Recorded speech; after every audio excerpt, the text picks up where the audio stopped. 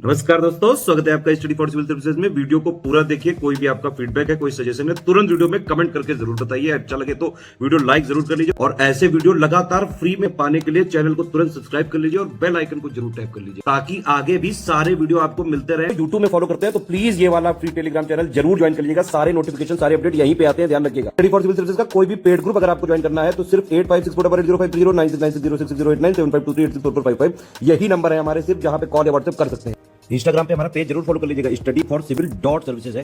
Twitter पे हमको जरूर फॉलो कर लीजिएगा, @स्टडी फॉर सिविल्स है। Hello viewers, welcome back to our channel study for civil services के यूट्यूब चैनल में आप सबका मैं फिर से एक बार स्वागत करती हूं।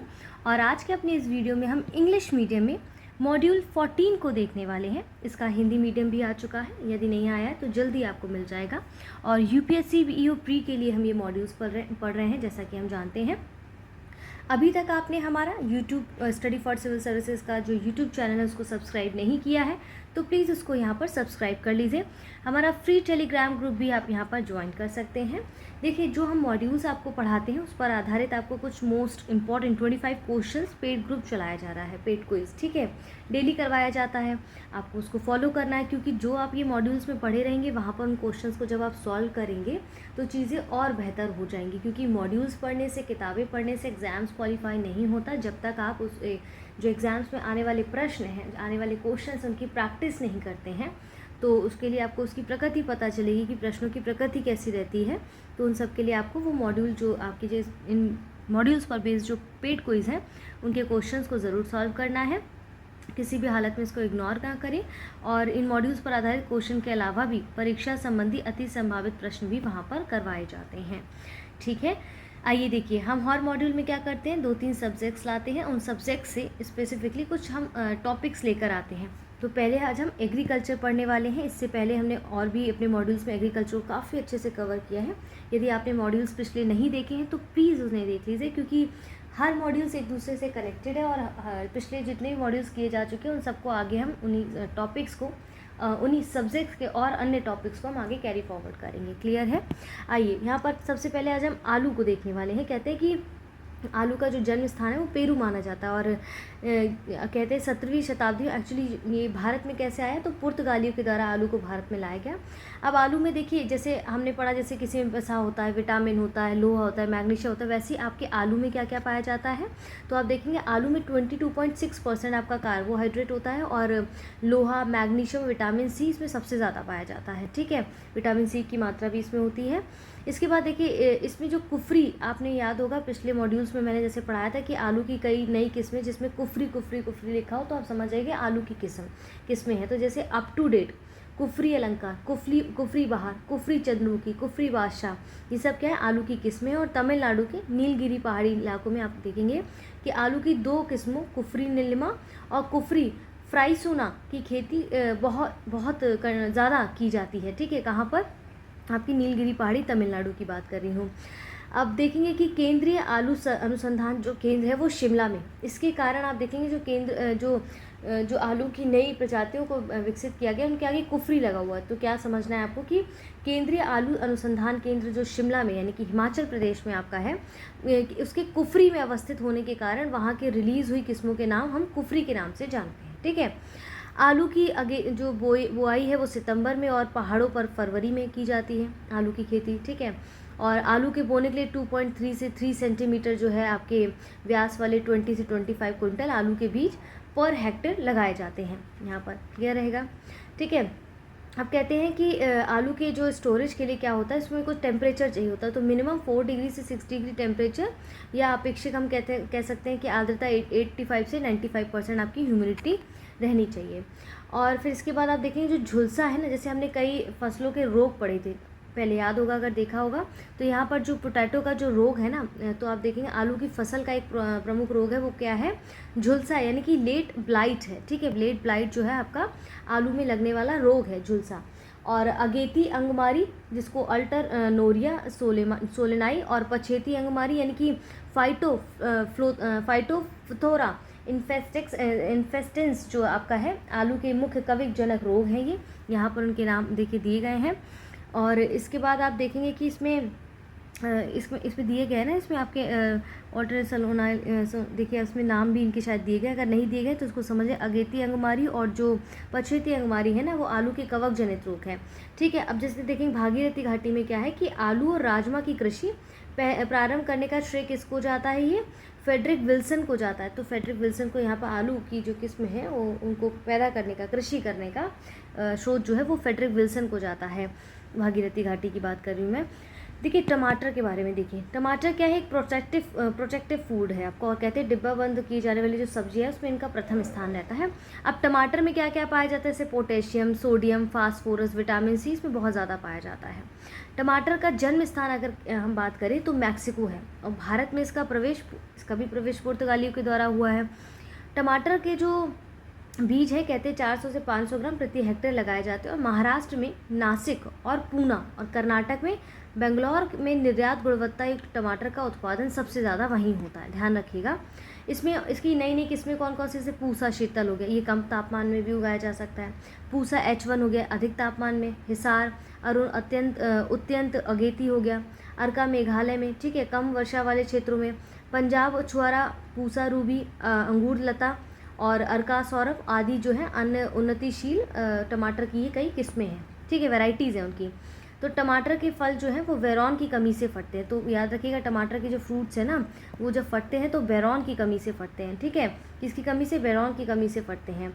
इसके बाद यहाँ पर कुछ आपको सब्जियों से संबंधित कुछ और फैक्ट्स दिए गए हैं, वन लाइनर फैक्ट है, जैसे बैंगन में क्या कौन सा स्रोत अच्छा पाया जाता है, तो विटामिन बी का, और कहते हैं कि विटामिन जो बैंगन है वो सफ़ेद बैंगन जो है वो डायबिटीज़ के पेशेंट्स के लिए काफ़ी अच्छा होता है। भारत में बीटी बैंगन काफ़ी बार सुना होगा, इसका जो इंट्रोडक्शन है और उस पर लोगों के विरोध का कारण उसका जो कंज्यूम करने पर क्या हुआ, स्वास्थ्य पर और जैव विविधता पर पड़ने वाला हानिकारक प्रभाव है, इसके लिए इसका विरोध किया जाता है। और पूसा संबंध और पूसा मुक्ता जो है पत्ता गोभी की प्रमुख किस्में है। क्या पूसा क्या है, पूसा संबंध और पूसा मुक्ता जो है वो आप देखेंगे कि पत्ता गोभी की प्रमुख किस्में हैं। पूसा केतकी, पूसा दीपावली, वाइट स्रोवाल, पूसा हिमज्योति आदि फूल गोभी की भी प्रमुख किस्में हैं, ठीक है। इसके बाद जो आप देखिए कुकरबिटेस सब्जियां जो होती हैं, पहले तो यहाँ समझिएगा ये कुकरबिटेस जो फ्रूट्स हैं, कुकरबिट्स फ्रूट्स होते क्या हैं, ओके।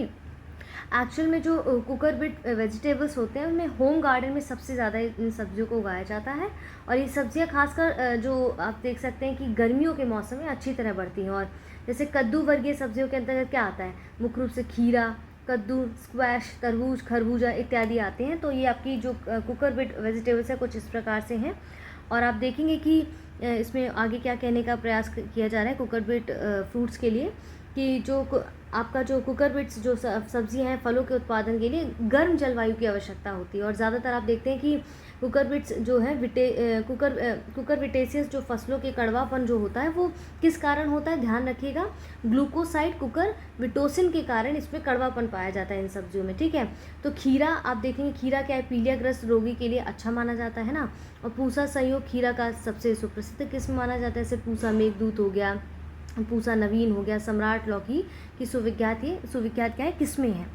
अब देखिए प्याज में जो चरपराहट होती है, आप सब जानते हैं प्याज में जो चरपराहट होती है वो किस कारण होती है, एलाइल प्रोपाइल डाई सल्फाइड के कारण होती है, एलाइल प्रोपाइल डाई सल्फाइड के कारण होती है, ठीक है। तो कहते हैं कि जो नासिक सफ़ेद है, पटना लाल है, और पूसा लाल, अर्का निकेतन और अर्का प्रगति, ये सब क्या है आपकी प्याज की प्रवृत्ति, वेराइटीज़ हैं ऑनियन की, ठीक है। इसके बाद यहाँ देखिएगा ज़रा, जो national research centre for onion and garlic है, प्याज और लहसुन का जो ये राष्ट्रीय अनुसंधान पूरे महाराष्ट्र में स्थित है। और कद्दू वर्गीय यानी कि कुकरबिट्स जो हमने फ्रूट्स देखा था, कद्दू वर्गीय सब्जियों में लिंग भेद परिवर्तित करने के लिए इथरेल यानी कि यहाँ पर देखिए किसकी बात कर रहा है, इथरेल यानी कि क्लोरो इथाइल फॉस्फोनिक एसिड पादप वृद्धि नियामक का प्रयोग किया जाता है इसमें, ठीक है। यहाँ पर देखिए ये सब चीज़ें हो गए। इसके बाद हम डिसीज़ देखते हैं। डिजीज़ जो आपके हैं वो कैरियर और कैजुअल ऑर्गेनिज्म के हैं। यहाँ पर मतलब कि आपको फसलें दी गई हैं, उनके रोग दिए गए और वो किस कारण से होते हैं, कैजुअल ऑर्गेनिज्म उनके क्या है वो देख लेते हैं। जैसे कुछ जो इंपॉर्टेंट से पैडी यानी कि धान की बात करें, किस जो कौन से इसमें रोग पाते हैं, टुंगरो हो गया, आवासी कंड हो गया, यानी फॉल्स स्मट हो गया, ठीक है, उटबट्टा हो गया आपका, ये सब जो है आपके ये रोग हैं। और धान में किस वजह से ये रोग होते हैं, तो देखिए राइस टुंगरो वायरस के कारण होते हैं। इसके बाद देखेंगे क्वे विसेप्स ओराइजा स्टाइवा के कारण ये होता है, ठीक है। जैसे आपका उद्वट्टा हो गया, वो फिलिस ओराइजा के कारण ये होता है। वीट यानी कि गेहूं में कौन कौन से रोग होते हैं, जैसे गोरई किट हो गया, पीला किट हो गया, भूरा किट, काला किट, ये सब क्या है आपके रोग हैं। किस किस कारण से, ऐसे गोरई किट, पीला किट की बात की, जो पक्सीनिया स्टी फॉर्मिस हो गया, पक्सीनिया रिकॉन्डिटा हो गया, पक्सीनिया ग्रीनिस ट्रिटिसाई हो गया, ये सब क्या है लगने वाले रोगों के कारण है, रोगजनक है ये, ठीक है, रोगजनक है ये। मिलेट आप देखेंगे, बाजरा, जो कौन कौन से रोग लगते हैं, अर्गट, कंड हो गया, हरीबाल रोग हो गया। इनके रोगजनक कौन कौन से हैं, जैसे क्लोविसिप्स फ्यूसी फॉर्मिस हो गया। देखिए ये थोड़े से टफ नाम है, आई टोटली अग्री, ठीक है। तो आपको क्या करना है, एक दो बार इसको ऐसे रीड आउट कर लेना है या सुन लेना है इसको, या रीड आउट कर लेंगे तो बेहतर होगा, ताकि अगर नज़रों के सामने आपका कोई प्रश्न ऐसा आता है तो आप उस पर टिक कर सकें, ठीक है। बाजरा में कौन कौन सा रोग, जैसे हमने देखा, पता चल गया ये है। मेज़, मक्का में जीवाणु जैसे आप देखेंगे, तना विगलन जो है आपका, जिसे हम कह सकते हैं बी सॉल्ट रॉट जो है आपका, ये रोग है इसमें। और वो इर्विनिया क्राइसेंथेमी के कारण ये जो है रोगजनक है ये। ग्राम यानी कि आपका जो चना है वो उक्टा बिल्ट है ना, बिल्ट इसका रोग है। और फ्यूजेरियम स्पी के कारण ये रोग जो है रोगजनक है इसका। मटर में जैसे उक्टा हो गया, आपका पीजन पी विल्ट है ना, पीस की बात कर रही हूँ मैं, यानी कि मटर की बात कर रही हूँ, तो इसमें देखेंगे विल्ट यानी कि उक्टा हो गया, जड़ विगलन हो गया, ठीक है। चूड़िल आसिता हो गया, ये सब क्या है आपके रोग हैं, किस में लगने वाले, आपके चने किस में, मटर में लगने वाले रोग हैं, ठीक है। आपके पास देखिए सोयाबीन, अब जैसे सोयाबीन में कौन कौन से रोग लगते हैं, चारकोल विगलन हो गया, जीवाणु कुछ अंगमारी हो गया, पण दाग हो गया, लीफ स्पॉट हो गया है ना। मस्टर्ड यानी कि आपका देखिए राई सरसों जो आपका होता है उसकी बात करें, वाइट रस्ट हो गया, जैसे सफ़ेद गेरुई हो गया, मृदु दोमिल हो गया, ठीक है, डाउनी मिल्ज्यू हो गया। हिंदी में भी बताती जा रही हूँ उसको, जो बायलैंग्वेज जिसको देखना चाह रहे हैं वो इसको भी देख सकते हैं। कॉटन यानी कि आप कपास में देखेंगे तो विल्ट यानी कि उक्टा, मूल गांठ, जीवाणु अंगमारी, अब उनके रोगजनक यहाँ पर दिए गए हैं। शुगर केन यानी कि गन्ना में कौन कौन सा रोग हो जाता है आपका, विल्ट हो जाता है, रेड रॉट हो जाता है, ये मैंने कई बार पढ़ा है, रेड स्ट्रिप हो जाता है, स्मट हो जाता है। और तंबाकू में से कोड हो गया, पर्ण कुंचन हो गया, आद्र पतन हो गया, श्याम वर्ण यानी कि ये सब देखिए टोबैको में दिया ना, मोसाइक हो गया, लीफ कर्ल हो गया, डैम्पिंग ऑफ हो गया, ठीक है, एथ्रोक्नोस हो गया, ये सब क्या है आपके टोबैको में लगने वाले रोग हैं। आलू में देखिए हमने ऊपर वैसे भी पढ़ा हुआ है, कोड हो गया, ठीक है, पत्ती सिकुड़ा हो गया, पिछेता झुलसा हो गया, अघेता झुलसा हो गया, अभी हमने ऊपर पढ़ा था याद होगा, तो किसके कारण होते हैं, पोटैटो वायरस, पोटैटो लिट वायरस, ठीक है। इसके बाद है फथोरा जो इन्फेस्टेंस है उनके कारण होता है। और अल्टरनेरिया सोलनाई के कारण ये जो उनके रोगजनक यहाँ पर दिए गए हैं इन रोगों के, ठीक है। अब हमने फसलों में देख लिया, अब आते हैं मेजर कैटल डिजीजेस, किसकी बात कर रहा है यहाँ पर, जैसे रोग और कारक और उनके अफेक्टेड एनिमल्स दिए गए, यानी कि पशुओं के रोग की बात हम यहाँ पर देखते हैं। पशुओं के कौन कौन से रोग होते हैं ये देखते हैं। जैसे खुरपका आपने सुना होगा ना, मुंह पक्का एक रोग होता है, वो वायरस के कारण होता है। फुट एंड माउथ डिसीज़ जो होता है वायरस के कारण होता है। और जो भी पेट एनिमल्स है ना, उनको बेसिकली आप ये देखते हैं, उन जानवरों को ज़्यादा प्रभावित करता है ये रोग, ठीक है। इसके वजह से नील जिह्वा रोग, जिसको हम ब्लू टंग डिजीज़ कहते हैं, ये भी वायरस के कारण होता है। और ज़्यादातर ये भेड़ में ज़्यादा, बकरी, भैंस, गाय में भी ये रोग देखा गया है। रिंडर पेस्ट की बात करें, पोंकनी जिसको बोलते हैं, वायरस के कारण होता है। और ये गाय, भैंस, ठीक है, ये देखिए काऊ, बफेलो, शीप जो हो गया, पिग हो गया, इन सब में होता है।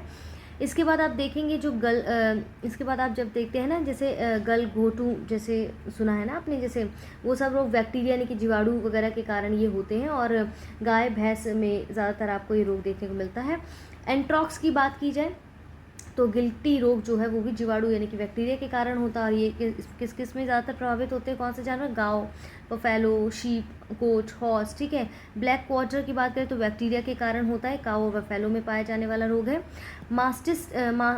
मास्टिटिस की बात अगर की जाए तो ये बेसिकली बैक्टीरिया के कारण होता है। सभी पालतू पशुओं का ये जो है थन कहते हैं कि प्रभावित करते हैं।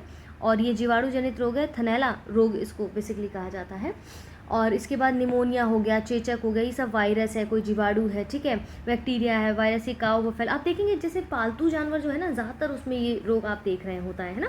तो जैसे काऊ, बफेलो, गोट, शीप, तो मोस्ट प्रॉब्ली उसमें सारे डिजीज़ में दिया गया है।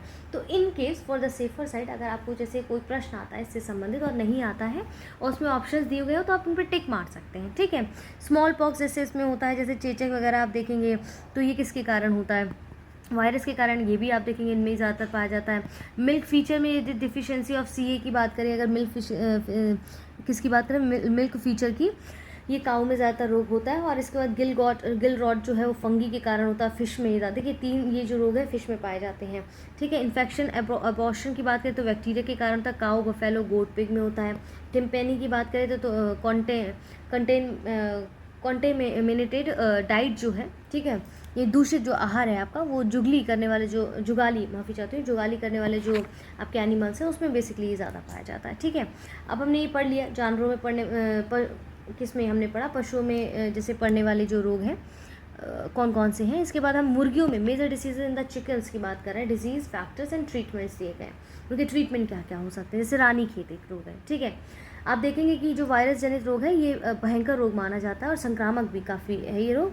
और इसके बाद आप देखते हैं ये इसका ट्रीटमेंट क्या हो सकता है। जैसे F1 टीका, R2B टीका के द्वारा इसको ठीक किया जा सकता है, ठीक है। इसके बाद देखिए यहाँ पर जैसे फाउल कॉलेरा की बात करें तो जीवाणु जनित ये बैक्टीरियल है, और कहते हैं कि वैक्सीन और सीरम का प्रयोग करके इसको ठीक किया जा सकता है।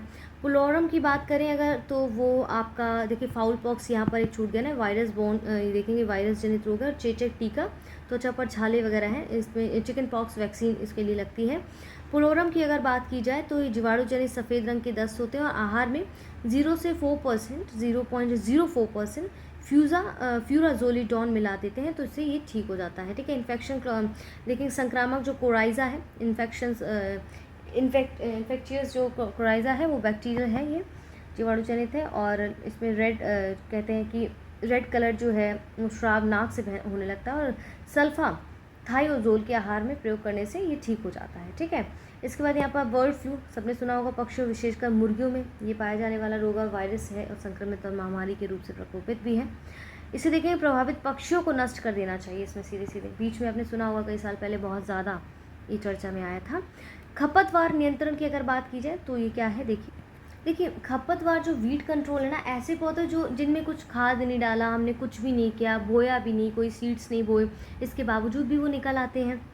जैसे गेहूं की फसल में उगने वाले जैसे जंगली जई का पौधा जो है वो खपतवार का उदाहरण है, ठीक है। खपतवार क्या है कि ऐसा अवांछित पौधा जो बिना बोही खेतों और अन्य स्थानों पर उगकर तेजी से बढ़ता है, हमने देखा है अपने आसपास भी, और अपने समीप के पौधों की वृद्धि को दबाकर उपज क्षमता को घटा देता है, जिससे फसलों की क्या होता है गुणवत्ता गिर जाती है, ठीक है।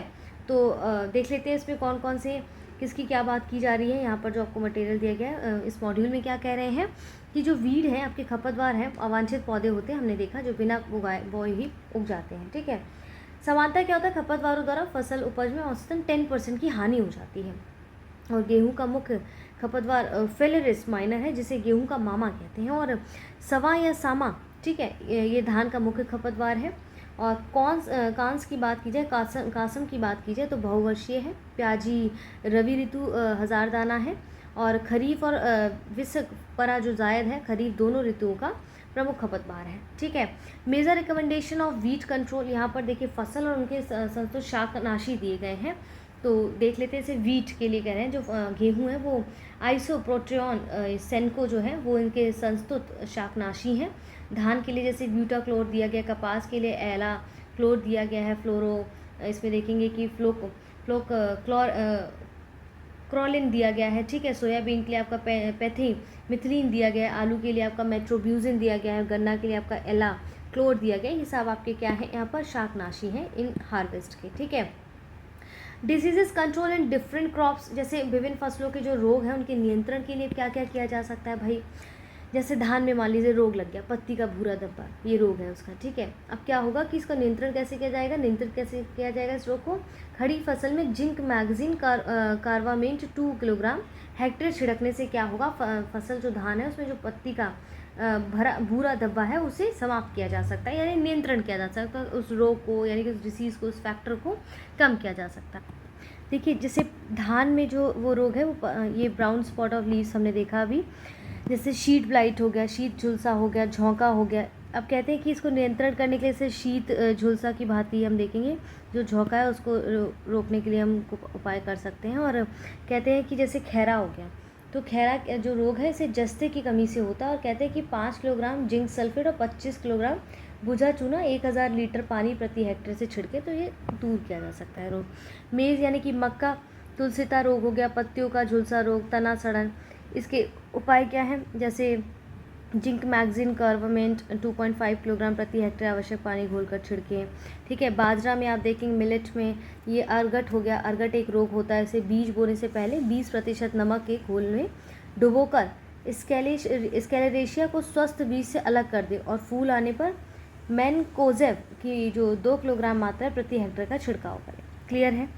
अब जोवर यानी कि यहाँ पर किसका, ज्वार की बात कर रहे हैं। ये जो है स्मट आपका एक रोग है इसका। ठीक है। कंडुआ जिसको बोलते हैं, ये बाजरा की भांति ये एक्चुअल में होता है। ग्राउंडनट मूंगफली जो है उसमें टिक्का हो गया, ड्राई रूट रॉट हो गया और चारकोल रॉट हो गया, ये आपका रोट हो गया। ये देखिए बीज शोधन में क्या होता है कि खेती में नमी बनाए रखने और लंबी अवधि का फसल चक्र बनाए रखने के लिए इसका प्रयोग किया जाता है। और सोयाबीन में येलो मोसैक वायरस पाया जाता है, आपका रोग है ये आपका। ठीक है। चिल में लॉडी हो गया। ठीक है। इसके बाद आपका फाइटोप्थोरा झुलसा हो गया। ये सब क्या है आपके तिल में पाए जाने वाले रोग है। यहाँ पर उनके नियंत्रण पर रोग के नियंत्रण के लिए चीज़ें दी गई हैं। अरहर में जैसे आप देखते हैं, इसके बाद आपका जैसे अरहर में क्या है, ये उकटा रोग पाया जाता है। ठीक है। पीजन पी में उकटा रोग पाया जाता है। ज्वार के साथ अरहर मिलवाकर और कह सकते हैं सह फसल पद्धति के उगाएं तो 3-4 सालों तक उस खेत में अरहर ना लें। और इसमें देखिए 3 ग्राम प्रति किलोग्राम बीज से उपचारित करके बोए तो इसमें ये रोग नहीं लगता है। मूंग उर्द में येलो मासिक आपका एक रोग होता है। गेहूं में आपका करनाल बंट होता है। यहाँ पर उसके उपाय, यहाँ पर डिजीज़ के मतलब नियंत्रण के उपाय दिए गए हैं। गेहूं में करनाल बंट हो गया, अनावृत कंडुआ हो गया। ठीक है।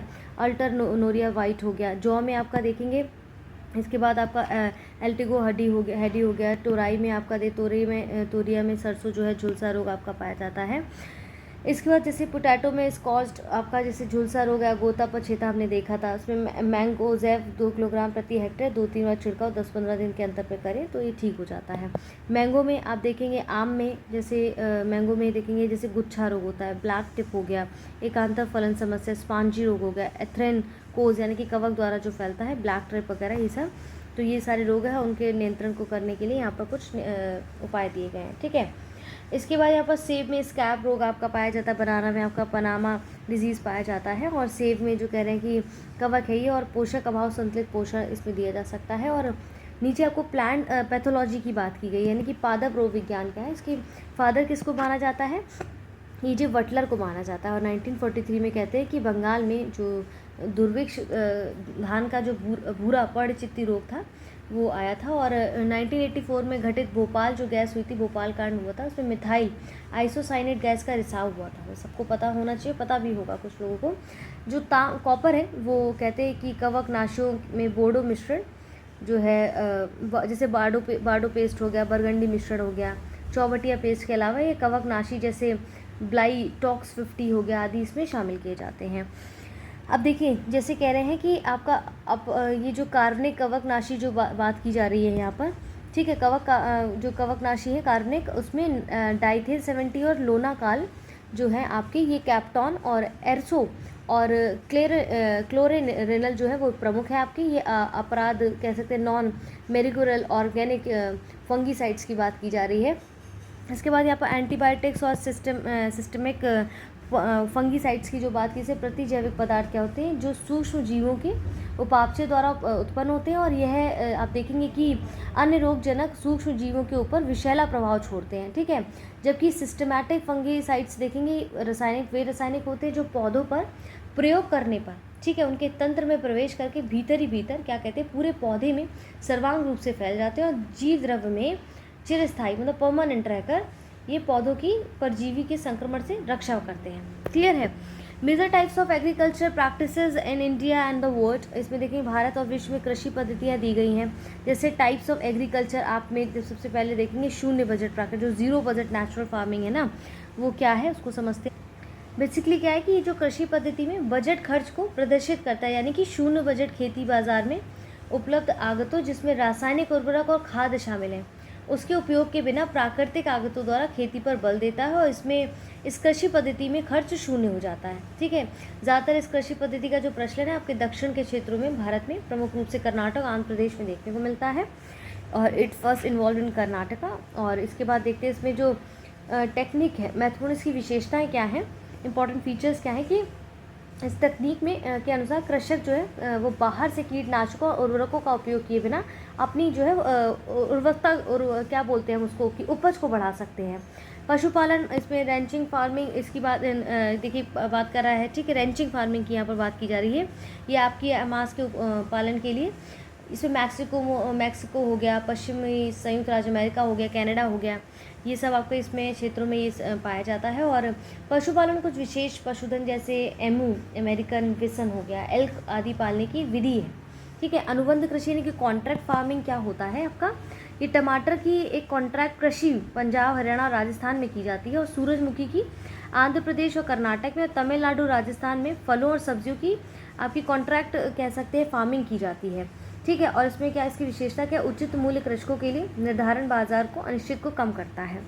इंटेंसिव कल्टीवेशन की बात की, गहन कृषि, तो ये कम पड़ती अनुपात पूंजी और श्रम की प्रति इकाई भूमि क्षेत्र जैसे इनपुट का उच्च उपयोग, इस तरह से कृषि की विशेषता है बेसिकली ये, ठीक है। पशुपालन पर एनिमल हस्बेंड्री की बात की जाए तो ये व्यावसायिक पैमाने पर आप देखते हैं पशुपालन दुनिया के 5 भागों में विभक्त किया जा सकता है। जैसे आप देखेंगे इसमें कौन कौन से रीजन हैं, जैसे उत्तरी अमेरिका और प्रेरीज का पश्चिमी तटीय क्षेत्र, दक्षिण अफ्रीका का बेल्ट क्षेत्र, साउथ अमेरिका का लोनास और पंपास क्षेत्र, और ऑस्ट्रेलिया का डाउन्स, और न्यूजीलैंड का शीतोष्ण घास के मैदान, और कैस्पियन सागर के पूर्व अरब सागर में के उत्तर व्यापक क्षेत्र हो गया, ठीक है। अब मिल्क प्रोडक्शन बहुत ज़्यादा आपने सुना है ये, और काफ़ी फेमस, मतलब मिल्क प्रोडक्शन सबसे ज़्यादा देखेंगे कहाँ होता है, पश्चिमी Europe, America, Canada, Australia, New Zealand में, जहाँ डेयरी उद्योग अत्यधिक विकसित है।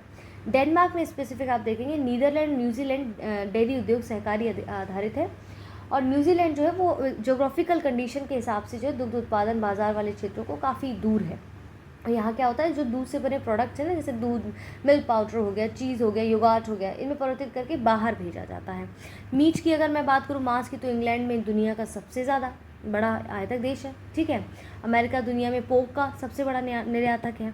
वूल यानी कि ऊन, उत्पादकता में प्राप्त ऊन की गुणवत्ता के मामले में भेड़ से प्राप्त ऊन बहुत महत्वपूर्ण मानी जाती है। फिशिंग यानी कि मत्स्य पालन जो आपका है, मछली पकड़ने के लिए अनुकूल परिस्थितियाँ होती हैं, जैसे उथला पानी हो गया, मछली भोजन हो गया, ठंडे गर्म महासागरों का मिलन हो गया, ठीक है, कोल्ड स्टोरेज हो गया, ये सब क्या है। और इसके बाद दुनिया के प्रमुख मत्स्य क्षेत्र जो होते हैं 400 से 600 अक्षांशों के बीच पाए जाते हैं, और 200 डिग्री से जो कम टेम्परेचर वाले जो जलवायु क्षेत्र उसमें समुद्री जीवन के लिए सबसे अच्छा एरिया माना जाता है, ठीक है, मरीन लाइफ के लिए। अब देखिए यहाँ पर हमने एग्रीकल्चर को कंप्लीट किया है, इसके बाद हम आर्ट एंड कल्चर को देखने वाले हैं। इसमें एस्पेक्ट्स ऑफ डांस यानी कि यहाँ पर नृत्य के जो स्वरूप है उनको देखेंगे, जैसे लास्य और तांडव क्या है। जैसे लास्य में क्या होता है, इसमें ललित यानी कि भाव, रस, अभिनय निरूपित होते हैं, और लास्य जो है वो कहते हैं कि लास्य, और जैसे 2 तरह की विद्या होती है ना ये, तो इसमें कला का ये रूप जो है नारी की विशेषताओं का प्रतीक होता है। इसमें जैसे श्रृंगार हो गया, सौम्य हो गया, ठीक है, सुंदरता हो गया, इसमें कोमलता को प्रदर्शित करता है। कि तांडव भगवान शिव से इंगित किया जाता है, और कहते हैं कि इसमें पुरुषों का, कहते हैं इसमें लय और गति पर अधिक बल जाता है, पुरुष जो है तांडव नृत्य के प्रतीक के रूप में माने जाते हैं, और लास्ट में पार्वती को इसका प्रतीक, और तांडव में शिव को इसका प्रतीक मानते हैं, ठीक है।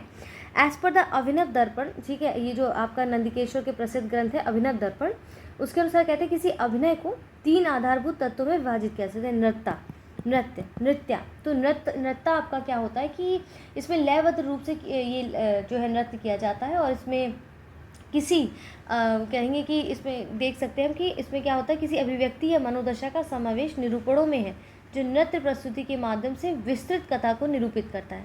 आपका नृत्य क्या होता है, जैसे तो नृत्य की अगर मैं बात करूँ, नृत्य क्या होता है, इसमें देखिए नृत्य क्या, आपका नृत्य क्या होता है, बेसिकली ये डांस फॉर्म है, इसे आश्रय नर्तन के माध्यम से वर्णित रस और भावों से है। इसमें जैसे साइलेंट अभिनय भी, मुद्राओं के साथ भी जो है नर्तन अपनी प्रयुक्त अभिव्यक्ति में विधियों का जो है समावेश करता है। जैसे नृत्य के द्वारा क्या होता है, 9 रसों या भावों की अभिव्यक्ति होती है। There are 9 ras and emotion that are expressed through the dance. जैसे कौन कौन से, प्रेम के लिए श्रृंगार रस, ठीक है, श्रृंगार for love, Rudra for anger, ठीक है, विवश आप देखेंगे विनोद और हास्य के लिए हास्य हो गया, क्रोध के लिए रौद्र, दुखांत घटना के लिए करुणा, घृणा के लिए बीज, विवश, ठीक है, और संन्यास के लिए भयानक, और शुद्धता के लिए वीर रस, और आश्चर्य के लिए अद्भुत, और शांति और क्षोभ के लिए शांत रस, ठीक है। इंडियन क्लासिकल यहाँ पर फॉर्म्स दिए गए हैं। वो जो वर्तमान में 8 इंडियन क्लासिकल विधाएं हमने देखी थी, जैसे इसमें भरतनाट्यम हो गया, कुचिपुड़ी, कथकली, मोहिनीअट्टम, ओडिसी, मणिपुर, कथक, सत्रिया, ये सब क्या आपके जो है डांस फॉर्म है। ठीक है, जैसे भरतनाट्यम, ये जो नृत्य विधा कहाँ पाई जाती है? तमिलनाडु में, हमने पहले भी कवर किया है। कहते हैं ये शास्त्रीय नृत्य विद्या का सर्वाधिक बहुत पुराना रूप है ना, और इसकी जो उत्पत्ति वो तमिलनाडु के मंदिरों में जो नर्तकियाँ होती थी, देवदासी, उनके द्वारा किया जाता था। और ये नृत्य प्रस्तुति सादिर से है, इसलिए इसे दाशी अट्टम भी कहा जाता है। और भरतनाट्यम को तंजौर नाट्य के नाम से भी जाना जाता है बेसिकली। कुचिपुड़ी आंध्र प्रदेश में किया जाने वाला नृत्य था ये, और अब तो खैर पूरे भारत में भी आप इसके झलक नृत्य फॉर्म की देखते हैं। मूलतः मतलब कई जगह पे परफॉर्मेंस की बात अगर की जाए तो किया जाता है। कुचिपुड़ी नृत्य जो विद्या का नाम है वो आंध्र के एक गाँव कुसेलवापुरी या कुचेलापुरम से उत्पन्न हुआ है। और कथकली केरल में काफ़ी फेमस है ये, और केरल के मंदिरों में बेसिकली पहले किया जाता था। और इसमें जैसे 2 रूप होते थे, रामानट्टम और कृष्णट्टम का विकास हुआ, जिसमें रामायण महाभारत की कहानियाँ कही जाती थी। तो कथकली क्या था? आमतौर पर पुरुष मंडली के द्वारा किया जाने वाला प्रदर्शन किया जाता था।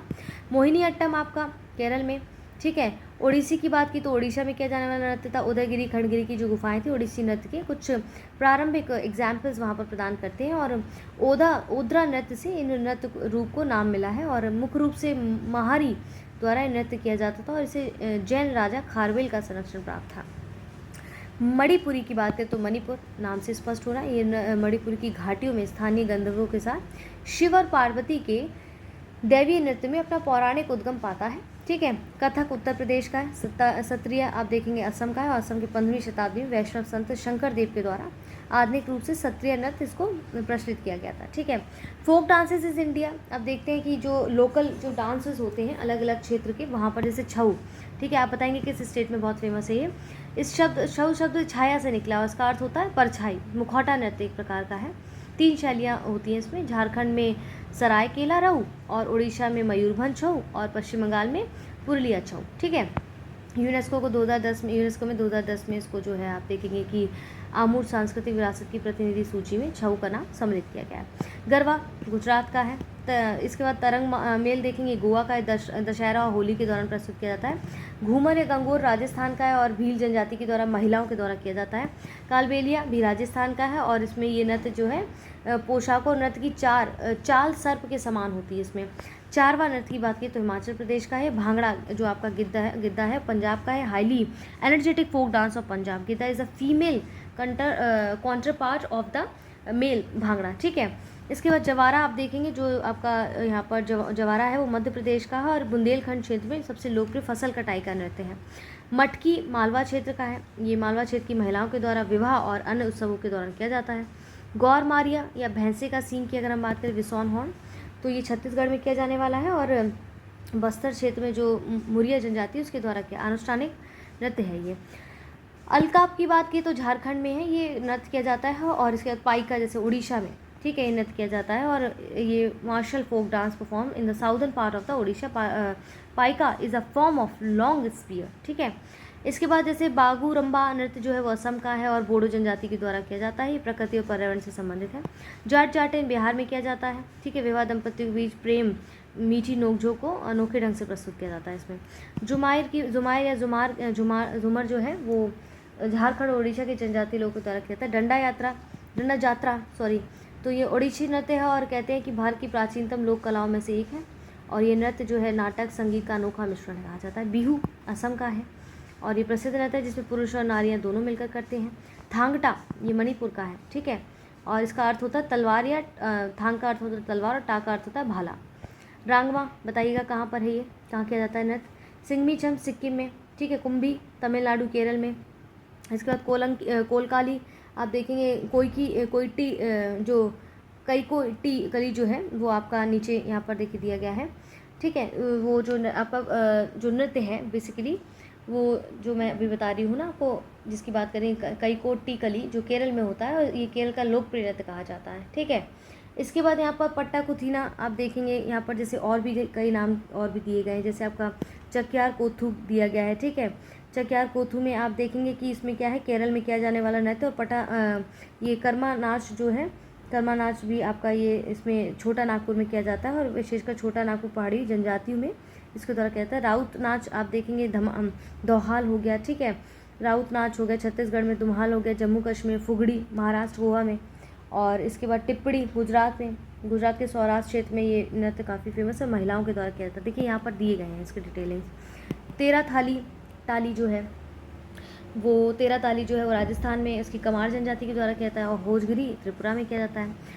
यहाँ पर फोक थिएटर्स दिए गए, लोक नाट्य कला दिए गए, जैसे अनुष्ठांगिक नाट्य कला क्या होता है, इसमें अंकीय नाट होता है, रामलीला, रासलीला, भूत आराधना, रम्मक, ये सब क्या है 3 वर्गों में बांटा गया है। मनोरंजन नाट्य कला, थिएटर ऑफ एंटरटेनमेंट में देखेंगे जैसे 10 कठिया हो गया, गरुड़ा हो गया, जात्रा हो गया। दक्षिण भारत नाट्य कला में आप देखेंगे साउथ इंडियन थिएटर में तो यक्षगान हो गया, वुर्रा कथा हो गया, पगती हो गया, वयलता हो गया, ठीक है, थय्यम हो गया, कृष्णट्टम हो गया, कुरुवंजी हो गया।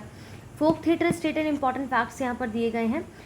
जैसे ऊपर पड़ा अंकिया नाट, ये असम में किया जाने वाला है, और जो नाटक है ये राज्य असम में किया जा रहा है, और नाट्यकला, और इसके तथ्य क्या है, ये असम की परंपरागत एकांकी कला है, और वैष्णव संत शंकर देव और उनके शिष्य माधव देव के द्वारा 15वीं to 16वीं सेंचुरी में इसको लाया गया। रामलीला यूपी में किया जाता है, रासलीला ये भी आपका यूपी में है, रासलीला आपका गुजरात में बेसिकली, ठीक है। रामलीला आपका कंफ्यूज नहीं होना है, रामलीला आपका यूपी में है और रासलीला आपका गुजरात में किया जाने वाला है फोक थिएटर। भूत आराधना कर्नाटक में, और यहाँ पर देखिए दिया गया क्यों मेजरली क्यों फेमस है। रमन जो उत्तराखंड में है आपका, रमन उत्तराखंड के गढ़वाल क्षेत्र में एक कर्मकांडी नाटक है, और यूनेस्को की प्रतिनिधि सूची में इसको सांस्कृतिक विरासत में रखा गया है, ठीक है, रमन को। भवाई का देखेंगे तो राजस्थान में, 10 काठिया उड़ीसा में, ठीक है। जात्रा आप देखेंगे ईस्टर्न इंडिया में किया जाता है, पूर्वी भारत में। करैला जो हिमाचल प्रदेश में है। माछ आप देखेंगे कि आपका मांच मध्य प्रदेश के मालवा क्षेत्र में है, ठीक है। अब आप देखेंगे पोवड़ जो है, पोवड़ा महाराष्ट्र में है। तमाशा आपका महाराष्ट्र में है, ठीक है। और भांड पथेर आपका जम्मू कश्मीर में किया जाने वाला है, और नकाल आपका नकल भांड जो है वो आपका it's a mimicry based performance है इन पंजाब एंड उत्तर प्रदेश में, ठीक है। अब जैसे यहाँ पर कई सारे दिए गए, जैसे इसकी मैं अगर बात करूँ तो वयलता जो कर्नाटक में किया जाने वाला आपका नाटक है। कृष्णट्टम अभी हमने देखा तमिलनाडु, ठीक है। और इसके बाद ये कृष्णट्टम जो है केरला में, कुरुवंजी जो आपका है वो तमिलनाडु में किया जाता है। वयलता आपका कर्नाटक में। थय्यम केरल, जो थय्यम की प्रस्तुति केरल में की जाती है, और कर्नाटक की भूत कोल नामक एक प्रथा के समान है। क्लियर है। उत्तर प्रदेश का जीके अब हम देखते हैं, यूपी स्पेशल, ठीक है। अब देखिए यहाँ तो कह रहे हैं कि कुछ नदियाँ हैं। जैसे मैं यूपी स्पेशल की बात करें, आपकी क्या ड्यूटी बनती है, आप एटलस खोल कर बैठ जाइए सीधे से, ठीक है, मैप खोल के बैठिए तभी आप समझ पाएंगे। जैसे नदियाँ हैं यहाँ पर, ठीक है, उसका उद्गम स्थान दिए, जैसे गंगा उत्तराखंड, यमुना का उद्गम स्थान उत्तराखंड है। इनकी लंबाई दी गई है, तो हो सकता है आपसे अवरोही आरोही क्रम में जैसे कि पूछ लें भाई कि क्या है इनका क्रम। जैसे देखिए चंबल का जो है ओरिजिन आप एमपी में देखेंगे, ठीक है। सोन नदी का मध्य प्रदेश, रामगंगा का उत्तराखंड। वही आपका राप्ती का नेपाल है ओरिजिन, और राप्ती नदी का ना गोमती का यूपी है। केन का मध्य प्रदेश है, टोन्स का भी मध्य प्रदेश है, शारदा का उत्तराखंड है। यहाँ पर उनकी लंबाई भी दी गई किलोमीटर, तो सबसे लंबी कौन सी है आपकी गंगाज है, यानी गंगा उत्तराखंड से जो निकलती, इसका यमुना है, फिर घाघरा है, तो ये सब आपको याद रखना है। आइए अब यहाँ पर कुछ उनकी प्रमुख झीलें दी गई यूपी की, उनके लेक्स और उनके प्लेसेस दिए गए हैं। जैसे एक दो हम इसमें से देखते हैं, जैसे कि कीठम जो है सुर सरोवर जो आपकी झील का नाम है वो आगरा में अवस्थित है, और झील का नाम क्या है, ये एक आगरा में है, ठीक है। यहाँ पर जैसे आपका सुरहा ताल दिया गया, ये बलिया में आपकी है। गौर लेक आप जो देखेंगे, जो आपकी गौर या मोती लेक जिसको वो रामपुर में आपकी अवस्थित है, ये यूपी की बात हो रही है सिर्फ, ठीक है, लेक्स की। बड़ा ताल नाम सुना होगा, गोरखपुर में है, ये शाहजहाँपुर में स्थित इसका स्थान है। बरुआ सागर आपका लक्ष्मी ताल बसनेह में, झांसी में जो कि है। मदन सागर आपका महोबा में है। चित्तौरा झील आपका बहराइच में है। दरवन झील आपकी कहाँ पर, अम्बेडकर नगर में है। नौ झील आपकी मथुरा में है। भीका सरसई नावर झील आपकी कहाँ, इटावा में है, ठीक है। राधा कुंड अगर बात की जाए, श्याम कुंड, गोविंद कुंड और मनसी गंगा कुंड, कुसुम सरोवर ये गोवर्धन मथुरा में आपकी, यानी कि पार्वती अर्गा ताल जो है वो गोंडा में है, और अलवारा जो झील है वो कौशाम्बी में है, ठीक है। सुरहाता ताल जो है वो आपका बलिया में, करेला या फिर हम कहते हैं कि तौजा जो झील है वो लखनऊ में है, और वल्हापारा जो है वो कानपुर में है, ठीक है। औंधी तालाब की वाराणसी में है, और वखीरा झील कहाँ पर, संत कबीर नगर में है, और लीलौर झील आपकी कहाँ पर, बरेली में है, ठीक है। अब यूपी में यहाँ पर जैसे कुछ आपके मेजर डैम प्रोजेक्ट्स दिए गए हैं, जैसे कि सोनभद्र जिले में पिपरी नामक स्थान पर क्या है, रिहंद नदी पर 1963 में एक बहुउद्देशीय परियोजना जो है बनाई गई थी, रिहंद बांध परियोजना, ठीक है। गोविंद वल्लभ पंत सागर की ऊंचाई 91 मीटर है। The highest of the joint Rajghat आप देखेंगे कि यहाँ पर जो बात की जा रही है इसमें जैसे संयुक्त राजघाट जो बहुउद्देशीय बांध परियोजना की ऊंचाई कितनी 43.80 है। तो ललितपुर जिले में बेतवा नदी पर यूपी और मध्य प्रदेश की 1975 में निर्मित संयुक्त राजघाट परियोजना है ये। ठीक है। The highest of the Kanhar dam on the Kanhar river in Sonbhadra district. The height of the Jirgo, आप देखेंगे जो जिरगो नदी है उसके 1958 में बने जिरगो जलाशय बांध की ऊंचाई 30 मीटर है। राइट। यूपी के कुछ बांध यहाँ पर दिए गए मेजर डैम्स हैं, जैसे रामगंगा पर, जो रामगंगा नाम है बांध का वो रामगंगा नदी पर ही है और धामपुर में अवस्थित है ये। जैसे गोविंद वल्लभ पंत सागर जो रेहंद है वो रेहंद नदी पर है, यानी कि पिपरी सोनभद्र में है। ओबरा रेहंद में, यानी कि रॉबर्टगंज सोनभद्र स्थान पर है। कोठी आपका रामगंगा बिजनौर में। माता टीला बेतवा यानी कि झांसी में। ठीक है। अधवा, अगर हम देखें अधवा तो आपका देखेंगे अधवा नदी पर है, मिर्ज़ापुर में। परीछा ये बेतवा नदी पर है और झांसी में अवस्थित है। जामिनी आपका जामिनी ललितपुर में है। ठीक है। कालागढ़ में देखेंगे किस नदी पर है, कालागढ़ बांध, ये रामगंगा कालागढ़ में है, ये ऊपर देखिए यहाँ पर। ठीक है। इसके बाद यहाँ पर पिपारी की जो पिपरी सोनभद्र में जो हमने पिपरी माफ़ी चाहती हूँ, यहाँ पर है ये जो बांध है रोहिणी, वो रोहिणी बांध उस पर नदी पर ललितपुर में है। ठीक है। गोविंद सागर ये शहजाद में आपका ललितपुर में है। और इसके बाद सुकमा डुकमा, देखिए काफ़ी पूछा है ये, सुकमा डुकमा जो आपका ये है बांध वो कहाँ पर है आपका सुकमा डुकमा, ये बेतवा नदी पर है और ये ललितपुर में है। ठीक है। ललितपुर में काफ़ी बांध जो है अवस्थित है, ध्यान रखिएगा। अर्जुन जो है आपका अर्जुन नदी पर है और महोबा में है। और झलारपुर की बात की तो करदिया में है, करदिया नदी पर महोबा में अवस्थित है। और पथरी जो पथराई है वो सुखनोई जो सुखनाई है आपकी उस नदी पर अवस्थित है और झांसी में है। ध्यान रखिएगा, एक दो बार ना इनको रीड आउट करते रहना है ताकि बोझिल भी ना लगे और पेपर में काम आ सके। ठीक है। अब यूपी के यहाँ पर कुछ वाइल्ड लाइफ सेंचुरीज दी गई हैं आपको, जैसे थोड़ा झलक देख लेते हैं इसकी। जैसे चंद्रप्रभा वन्यजीव विहार जो है वो राज्य का पहला वन्यजीव आपका for India, it is the first wild life sanctuary of UP. अब इंडिया की अगर मैं बात करूँ तो इंडिया का कौन सा फर्स्ट वाइल्ड लाइफ सेंचुरी आप बता सकते हैं यहाँ पर। ठीक है। चंदौली जिले में है ये। कब स्थापित हुआ, 1957 में।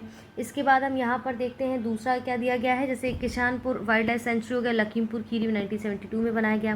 ठीक है। करतनिया घाट बहुत फेमस है वाइल्ड लाइफ सेंचुरी, बहराइच में बनाया गया 1976 में। बहुत देखिए इकोलॉजी एंड एनवायरनमेंट जो है ना आज के समय पे बड़ा ट्रेंडिंग हो गया। ठीक है। हम सबको पता है पर्यावरण की क्या स्थिति बनी हुई है, हमारे वन्य जीवों की क्या स्थिति है, तो हमें ये बहुत ध्यान रखना है, हमें छोड़ना नहीं है। We can not skip this part. ठीक है। Mahavir Swami wild life sanctuary is the smallest wild life sanctuary of UP, Lalitpur में 1977 में बनी। कैमूर वाइल्ड लाइफ सेंचुरी बात की तो मिर्ज़ापुर सोनभद्र में 1987 में बनी। It is the largest wild life sanctuary of UP. Hastinapur wild life century Meerut, Muzaffarpur, Hapur, Amroha, Bijnor. ठीक है। 1986 में। Pilibhit wild life century Pilibhit में 2014 में रिसेंट में बनी है। यदि आपको कोई और पता है रिसेंट में कोई वाइल्ड लाइफ सेंचुरी तो हमें कमेंट बॉक्स में बताइएगा अगर है तो। ठीक है। वर्ड सेंचुरी जो है वो आप देखेंगे जैसे चंद्रशेखर आज़ाद जो आपकी वर्ड सेंचुरी है। अब हम क्या पढ़ रहे हैं, पक्षी विहार पढ़ रहे हैं। तो चंद्रशेखर आज़ाद जो नवाबगंज पक्षी विहार राज्य का पहला पक्षी विहार है वो आपका उन्नाव में 1984 में इस्टेब्लिश हुआ। लाख बसोई जो आप देखेंगे लाख बसोई पक्षी विहार आपका कन्नौज में 1988 में इस्टेब्लिश हुआ। संधि देखेंगे सैंडी जो पक्षी विहार ये आपका हरदोई में 1990 में इस्टेब्लिश हुआ। ओखला वर्ड सेंचुरी आपका जो है वो गाज़ियाबाद में इस्टेब्लिश हुआ 1990 में। समन वर्ड सेंचुरी जो आपका है समान पक्षी विहार वो मैनपुरी में है 1990 में इस्टेब्लिश हुआ। वहीं आपका सुरताल जो है यानी कि सुरहताल इसको कहते हैं जयप्रकाश नारायण पक्षी विहार जो है ये आपका बलिया में है 1991 में इस्टेब्लिश हुआ। पार्वती आगरा वर्ड सेंचुरी आपका गोंडा में है। देखिए आगरा जो है अर्गा माफ़ी चाहती हूँ, देखिए कैसे वर्ड ट्विस्ट हो जाते हैं। एक्चुअली सिर्फ एक शब्द इधर से उधर है और अर्गा है ये, तो यहाँ पर मेरी तरह गलती मत करिएगा क्योंकि बहुत बार क्या होता है एग्जाम में हम क्या करते हैं रीड आउट करते हैं, जैसे मैंने किया। ठीक है। तो हमने किया, हमने सोचा अच्छा आगरा की बात कर रहे हैं तो चलो भैया आगरा का ऑप्शन दिया है तो हमने बाई चांस तो कर सकते हैं, तो गलती नहीं करना है, यहाँ से सीख के जाना है आपको। ठीक है। पार्वती आगरा वर्ड सेंचुरी जो है आपकी गोंडा में 1990 में इस्टेब्लिश किया गया। अब देखिए यहाँ पर कुछ मेजर सिटीज़ दी गई, उनके निक नेम्स हैं। जैसे हम सबका एक निक नेम होता है ना कि चलो ये पर्टिकुलर नेम है लेकिन आपका निक नेम भी कोई होगा, उसी तरह से यहाँ पर जो जगह के नाम है, शहर के नाम है। जैसे प्रयागराज को जो इलाहाबाद में है, इलाहाबाद जो प्रयागराज जब कहा जाता है उसका उपनाम जो है वो नवाबों क्या कहा जाता है उसका, संगम नगरी। ठीक है। कुंभ नगरी, तीर्थराज, अमरूद नगरी, ईश्वर का निवास स्थान। जैसे प्रतापगढ़ का अमला सिटी कहा जाता है। ठीक है। मलिहाबाद जो कि लखनऊ सिटीज़ ऑफ मैंगो कहा जाता है। गोरखपुर को गोरखधाम, नाथनगर, गीता प्रेस नगर, ठीक है। लेदर सिटी उदयनगर, ये कानपुर को कहा था। छोटा दिल्ली उद्योग नगर गाजियाबाद को कहा जाता है। रामनगर हो गया। और ये देखिए अयोध्या धाम रामनगर, ठीक है। जन्मभूमि रामचरितमानस जन्मभूमि, ठीक है। अवध साकेत धाम। इसके बाद तो यहाँ पर किसका दिया गया है, ये आपका ये सब हो गया। इसके बाद शुक्रताल का जो है भगवत कथा नगर इसका जो है निक नेम है। काशी ऑफ जैनिज्म का हस्तिनापुर जो है मेरठ का पहले ये जो है उपनाम है जैनी लोगों का काशी, ठीक है। ये फिर इसके बाद देखते हैं इस पर इत्र नगरी खुशबू का शहर हमें पता है कन्नौज है। सिस्टर ऑफ काशी गाजीपुर है, ध्यान रखिएगा, ठीक है। काशी की बहन कहा जाता है। धान का कटोरा बाउल ऑफ राइस किसको कहा जाता है, यहाँ पर चंदौली को, ध्यान रखिएगा ये सब चीज़ें, ठीक है। इसके बाद जैसे रामपुर, ठीक है। रामपुर किसके लिए फेमस है आप बताइएगा। यहाँ पर रामपुर जो डिस्ट्रिक्ट है किस चीज़ के लिए फेमस है। यहाँ पर city of Nawab, city of knifes, चलिए यहाँ पर उत्तर मिल ही गया है आपको, क्या ही कहा जाए है ना।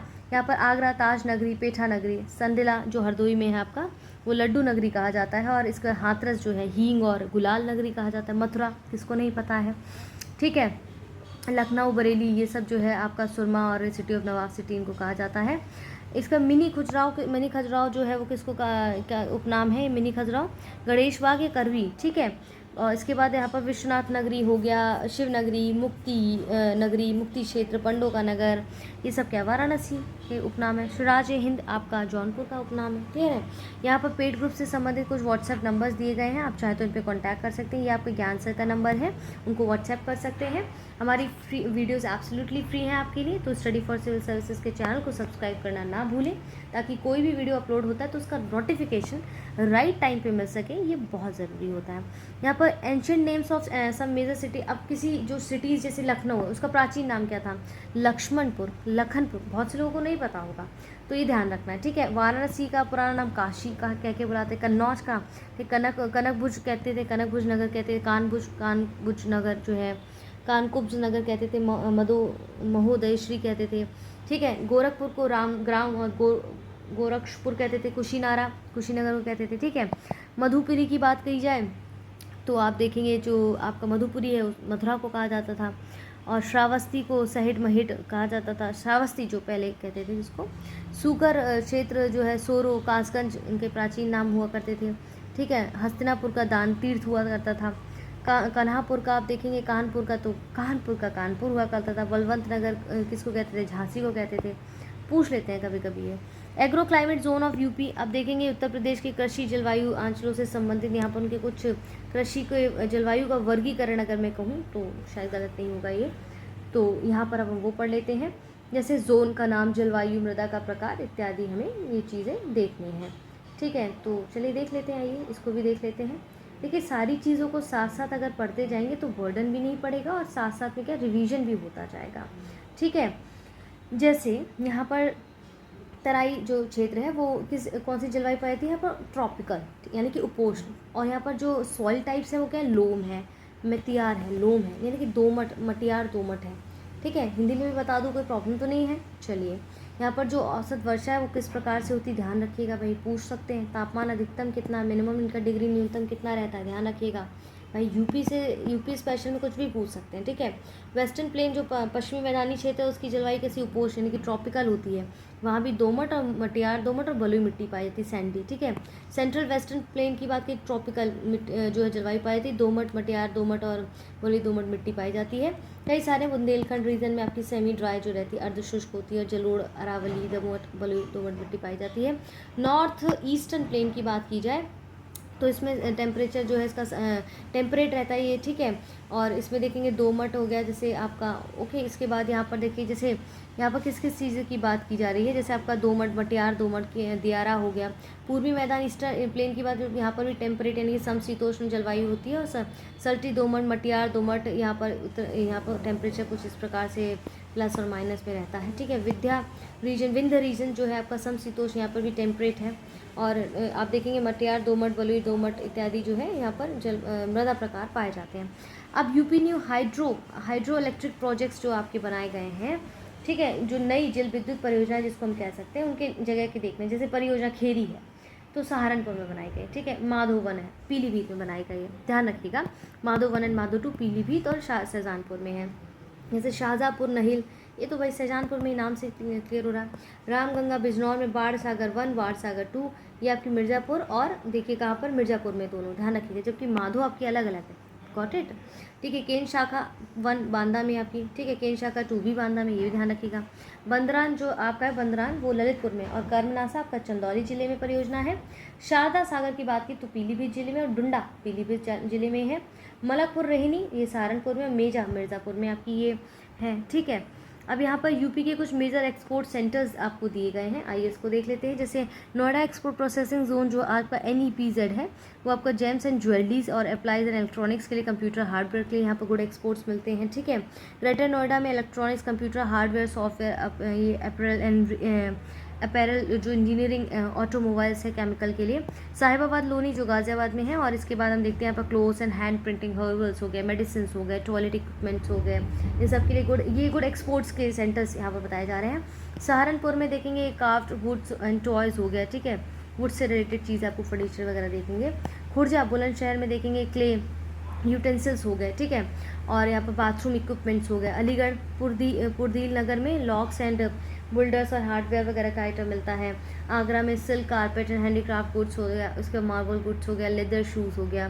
फिरोज़ाबाद में glass goods and glass bangles वगैरह आपको, फिरोज़ाबाद की चूड़ियाँ जैसे बहुत फेमस है।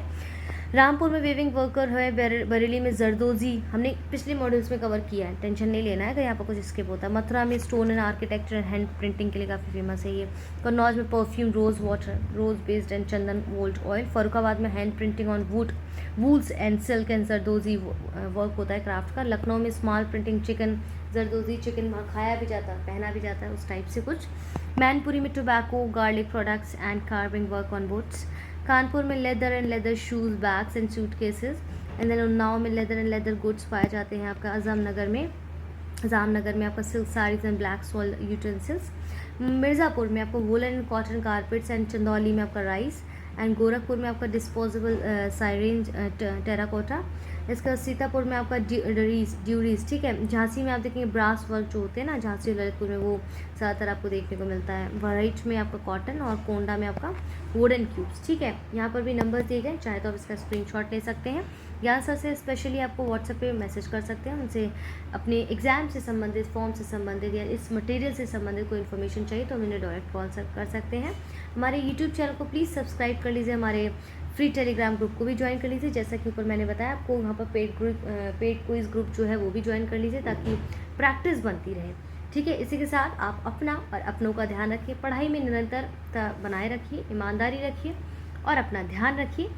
स्वस्थ शरीर में ही स्वस्थ मस्तिष्क का निवास होता है। जय हिंद, जय भारत।